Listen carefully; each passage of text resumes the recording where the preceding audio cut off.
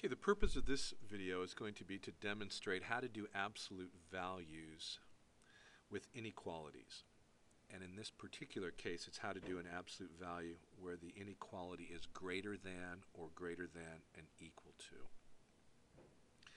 Okay, so let's go ahead and talk about this. This is the third tutorial, by the way, in this series. I've done two other ones where I did definitions and where I did things with equalities.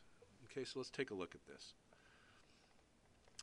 Basically what you have to do whenever you have an absolute value like this is to try to clear everything away from the absolute value on this side of the inequality, right?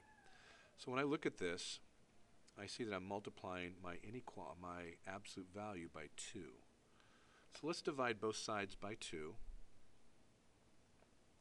and that's going to give me the absolute value of x plus 3 is greater than 5. Okay, so now what is this actually saying? Well, if you remember back to the first tutorial, I'd said that the absolute value is the distance away from 0, the number of units from 0. So if I'm saying that I want my absolute value to be greater than 5 units away from 0, what I'm actually saying graphically is that I want 1, 2, 3, 4, 5. I want whatever my absolute value is to be that direction further or greater than 5 units away from 0. Now I'm saying the same thing on the opposite side, aren't I? So if I go down 2, 3, 4, 5, if I go to 5, negative 5, make that a positive 5, I'm saying I want my distance to be greater than 5 units away from 0. So my arrow is going that way. That make sense? Again, you want your absolute value, your distance, to be greater than 5 units away from 0. So all those numbers would work, all those numbers would work. Except that I still have to use it with my problem. So when I read this, what I am saying is I want x plus 3 to be less than negative 5. I want my arrow to follow my arrow. I want my x plus 3 to be greater than, again follow the arrow, 5. Notice that's greater than, point in that direction. My arrow is pointing that direction. My absolute value, my arrow rather, is pointing to the left, so I want my absolute value to point to the left. So those are the two equations that I want to use for the next step of my problem. I want to know where x plus 3 is less than negative 5 and then x plus 3 is greater than positive 5. Let's solve that. Let's subtract 3 from both sides. I just get x is less than negative 8. Over here I'm going to get x. Let's subtract. I'm going to get greater than 2. Let's see what that looks like on a graph. There's my 0. I want to get all the x's that are greater than 2. Goes in that direction.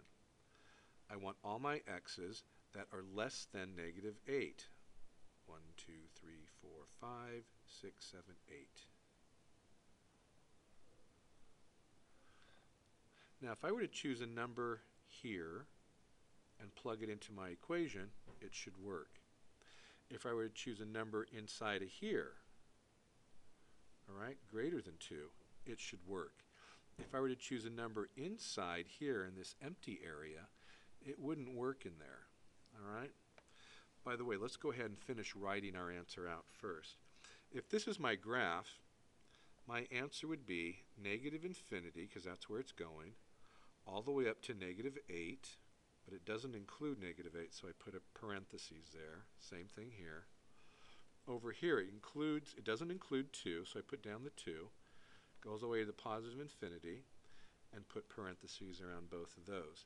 Now this is a disjunction, isn't it? Because it's not connected, so I put my union sign in there. So that's my final answer, actually.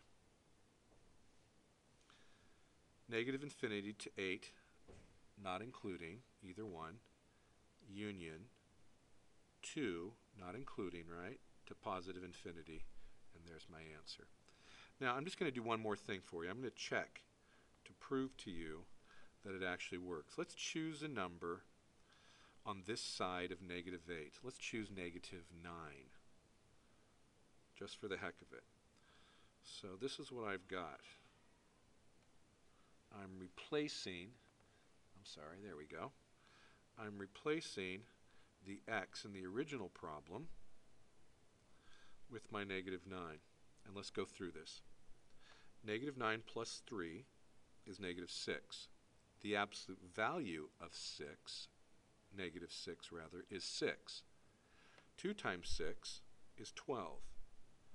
Is 12 greater than 10? Yes, it is. That means everything on this side will work. Let's choose a number for in between here. Let's choose, how about 0? Because it's right in there in the middle. So I'm going to say 2, absolute value. Let's put 0 in there.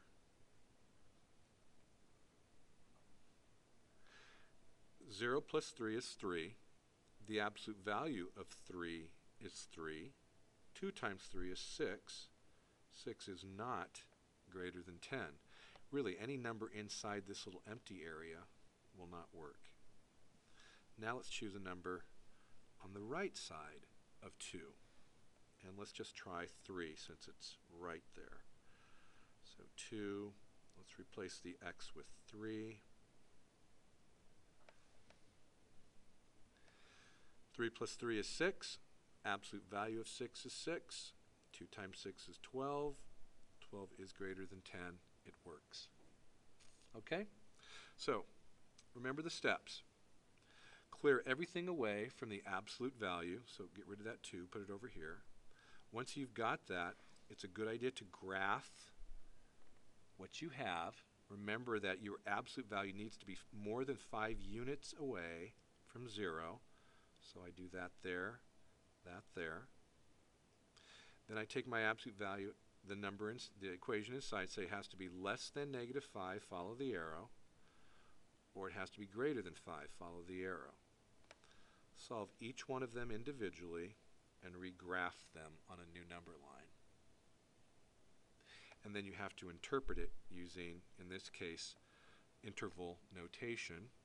And then you don't need to all the time, but I would check just to make sure that what you've got in each one of these 3 spaces is correct.